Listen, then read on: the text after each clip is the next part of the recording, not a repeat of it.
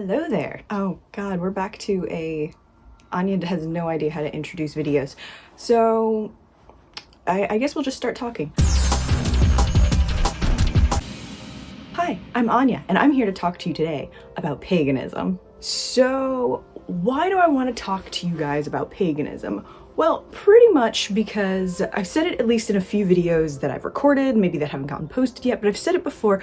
I'm pretty tired of the way the world talks about pagans and paganism right now. We're still very much living in a witch hunt mentality. We're still very much living in a way that sort of makes anyone who knows nothing about paganism think that anyone who identifies as pagan in some way or another is evil or the devil or, something else. We might not be, torturing people and burning people at the stake, but we still very much have a condemn this lifestyle mentality. And it's pretty frustrating because that happens not just in politics, but it continues to happen in television, film, and literature, things like that. We're coming around to it in some ways where people are portraying something that can be seen as a paganistic lifestyle in cinema or literature, but it still carries over into a lot of society where pagans are sort of frowned upon. And that's not a good thing. It's not a good, fair, or just thing, man. And we can see this happening a lot in things like horror films. I'm so tired of the trope of the witch, she'd put a curse on someone and blah, blah, blah, blah, blah.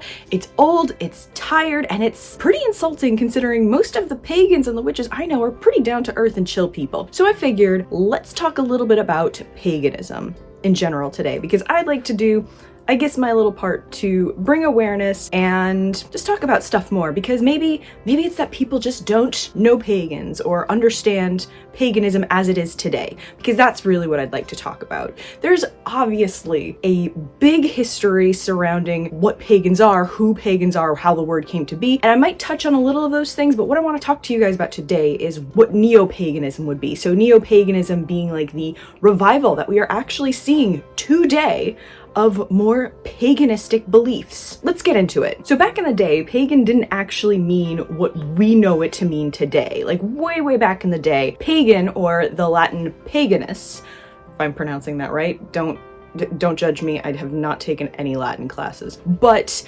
what it actually meant was someone who was like a villager or a civilian. It might denote someone who lived in sort of the countryside and had more what they might in the day consider backwards ideas, So it would be someone who wasn't conforming to what was thought of as the traditional faiths, beliefs, or practices. That did eventually evolve into being people who did not subscribe to specifically the teachings of the church and of Christ. So following along that line of a pagan being someone who does not subscribe to the teachings of the church, we've sort of continued to follow along that general understanding, but in terms of neo-pagans or modern day pagans, it's sort of expanded a little bit as well. So someone who identifies as a pagan today might be someone who doesn't subscribe to the more traditional or modern, whichever word you choose to use, monotheistic faith. Pagans may be those who subscribe to a more earth-based faith, or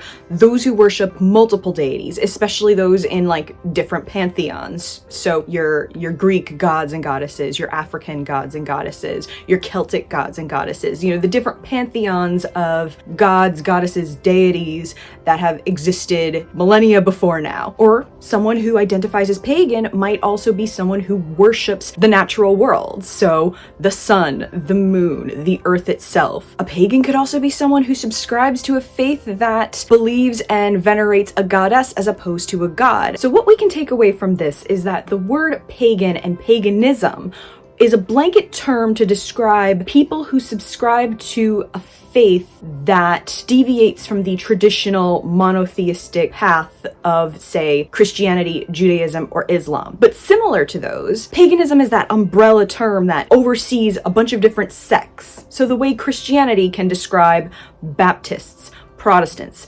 Catholics, and a number of other different sects within Christianity, paganism can describe several different iterations of faiths and beliefs. Similarly, paganism describes many different beliefs, practices, and disciplines, but it also describes faiths that may be more polytheistic, nature-based, or even self-based. And as one continues to go into their practices on paganism, some of these different aspects of faith that I just mentioned might become a bit more combined and intertwined as one progresses in their pagan practices wherever they choose to go with it. So probably the most well-known pagans that most people think of when they hear the word pagans are maybe Wiccans or witches. Those are the two that seem to be very high up there on the, oh, these are pagans list. But while Wiccans are pagans, not all pagans are Wiccans. It's the same with witches. While witches are pagans, not all pagans are witches. And actually, what I've learned in the sort of spiritual community on different areas of social media, not everyone who identifies as a witch actually considers themselves a pagan. I have heard people who describe themselves as Christian witches as well. So it's really interesting to see how faith continues to evolve into something that is more personal to the individual. And I think that's the way forward. If anyone has watched my science versus faith video, I talk about how these two things don't have to be at odds with one another. You can be someone who believes in science and someone who has a faith of their own that helps motivate them through life to live their best life. And that's what I think a faith needs to be to someone. So if you admire the teachings and the workings of Jesus and you still also want to have a personal practice and identify as a witch, you're able to do that. And I think that's a really cool thing to be seeing happening in the world overall. But as I was saying, Wiccans and witches, they're not the only ones who are pagan. Druids, hello, are also pagans. I won't get into all of the different practices and sects because I will admit myself, I don't know all of them. When I began my study of paganism, I was looking for my own sense of self and what I needed to connect to. So when I found Druidry, that is where I began to focus some more of my studies. If people would like to hear more about different sects of paganism, I'm happy to dig a little bit deeper into research and talk to people about them more. So Satanists, Odinists, heathens, these different groups would also very much likely identify as pagans. But that is also sort of the beauty of the path, or at least what I have found as I've continued to explore my own spirituality and my own needs and what suits me as an individual. So as I dug into paganism, I did eventually find Druidry, and that path led me to just studying Druidry more. And then from studying that and also working with myself, connecting with myself and determining what I needed from my own specific faith, that has sort of evolved into my own personal practices of what Druidry has come to mean to me from my studies, but also my own individual needs. That is something I genuinely love about paganism and the spirituality from it. And what I think might also be daunting to people who are not familiar with paganism. There isn't a set doctrine specifically for pagans. So for Christians, you have the Bible as your overall doctrine. For Jewish people, they have the Torah. For Muslims, they have the Quran. So all of these major faiths that we're more familiar with today have a sort of doctrine that at least lays out some set of guidelines that anyone who identifies as Christian or Jewish or Muslim has at their disposal to give them some sort of set guidelines and adherence. With paganism, there isn't that, because each faith within paganism can sort of veer off into its own path. What witches believe might be something very different than what Wiccans believe. What the gods and goddesses that an Odinist prays to is very different than the ones that Satanists work with. So these faiths can all come from different areas around the world, and that can make them a little bit more complex. That might be daunting to some people who need a greater sense of discipline in their own faith. For you, that might explain why Islam or Judaism or Christianity suits you better. You might need a stricter discipline and things to follow. Whereas for pagans, it does become very much a personal sense of what is good for you. Now, obviously, there are some checks and balances in there as well. That doesn't mean, you get to go do whatever the hell you want. There is an ebb and flow that I think overall, generally, whether you're working with deities or you're working with nature or you're just working on your own self and sense of inner power, you do learn that there is a balance, That doesn't mean pagans are living like this free-for-all lifestyle. A lot of people worry about things like curses and hexes and things like that, and some pagans do work in those ways, but not all do. And those that do, and even don't, recognize that there are consequences that come with working on these things. And maybe I'll talk about that in another video, but right now I'm doing my damnedest to not go on tangents and just stay on topic here. So let's talk about a few other misconceptions that I've heard in the past. One big one that I've heard, and I think this is sort of carryover from the ancient days of pagans when the church was working to convert everyone to Christianity and trying to downplay pagans and more pagan beliefs and things like that. So the idea that pagans are hedonistic and, are only seeking out the pleasures of life and things like that. Some might be, some might not be. Again, I do find in the spiritual worlds that I have followed and connected with on social media and even in person, most people believe in a balance of some type. You can't get without giving. If anyone follows Full Metal Alchemist, as I do, the law of equivalent exchange. If you want something, you have to give something. There is a balance to be found.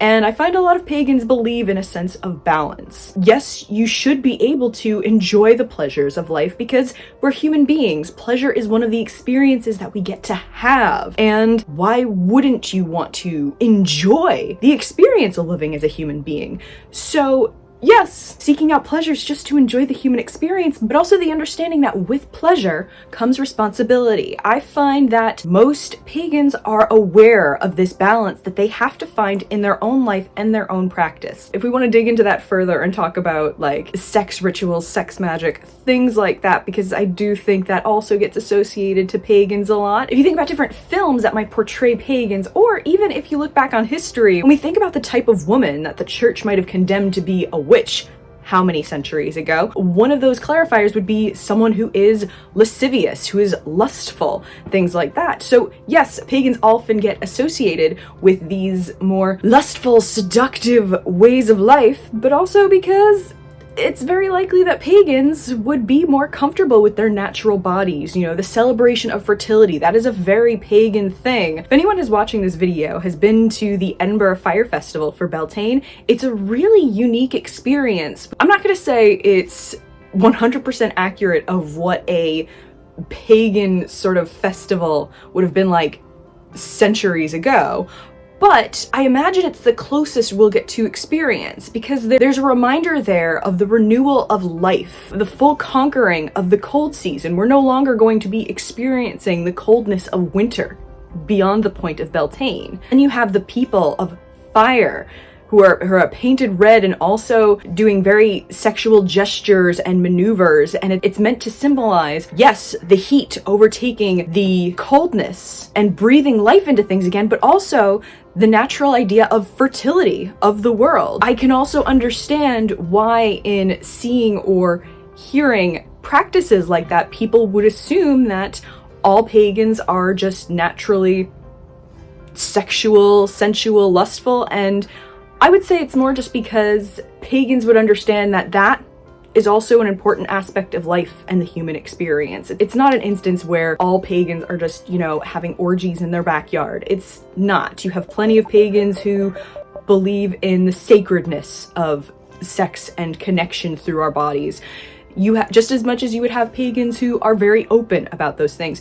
Again, it comes down to personal preference, just the same way you can be someone who is Christian, but also believe in evolution. It all comes down to who we are as individuals and what we connect to about our practices. So I would say, the whole idea of lasciviousness, lustfulness, it's there, but it's more an acceptance of this being an aspect of our human selves that we either need to accept and learn to balance and manage in our lives, or it's going to be something we attempt to repress, and repression is not really good for anyone. Another big conflict that, we hear all the time is that pagans are evil. No, they are not.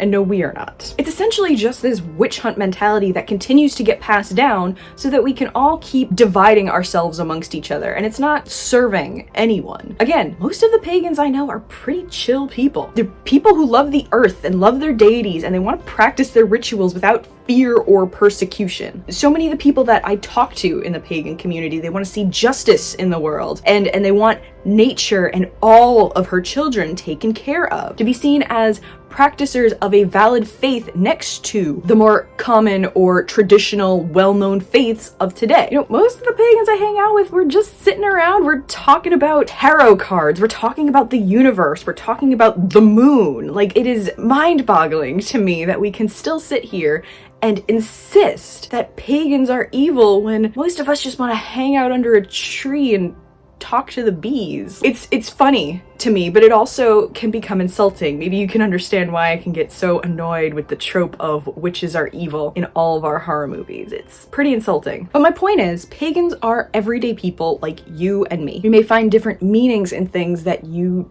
don't. The way we connect with our deity is, many pagans might see aspects of their own deity, their own god or goddess spirit within themselves, whereas people of other faiths might see their divinity as outside of themselves and something that is beyond their reach. So we might see the world and our own faith and practices a little bit differently than you do yours, but that doesn't make them evil or bad or wrong or invalid. But there also might be similarities too. After I started to fall down the pagan path a little bit more and began to accept that this felt right for me, I also would have conversations with some of my Christian friends, and we'd try to find the similarities that we could find. We have the understanding that yes, a lot of Christian practices and holidays and things like that today that we think of as Christian actually come from a pagan origin, from the time when Christians were trying to convert everyone to Christianity. All of these symbols, if we can look at them and understand them from that aspect of, yes, this is kind of where they have come from, then maybe we can also start to enjoy some of the similarities that we can find between one another. For some reason, human beings are really, really uncomfortable in looking at the differences between one another. So start with the similarities, and you might find a different appreciation for pagans and pagan faiths. So if you're a little bit more interested in learning more about paganism, whether or not you want to begin practicing on your own, maybe you just want a broader idea of paganism, where I started when I began my exploration into paganism was a book called Paganism by Joyce and River Higginbotham. And that I felt was a good starting place to just sort of get an idea of the different practices, faiths, beliefs. It was a really good grounding place. And from there, after I read that book, is where I started to explore Druidry after seeing that Druids were listed among the pagans and feeling like that's where I need to go. So if you're someone who's interested in becoming a pagan or even just learning more, that's a great starting point, and it's a really easy to read book, and I would highly recommend starting there if you want just a little bit more information. So that is just a brief overview, and hopefully has given some people a little bit of an idea of who pagans are, what paganism is, and if nothing else, if you have an apprehension surrounding pagans or paganism, I hope it's made you at least reconsider some of the ideas you might have about them. And if you have more questions or other ideas for videos, please let me know. And that's me. I'm Anya, and Anya's out. Bye!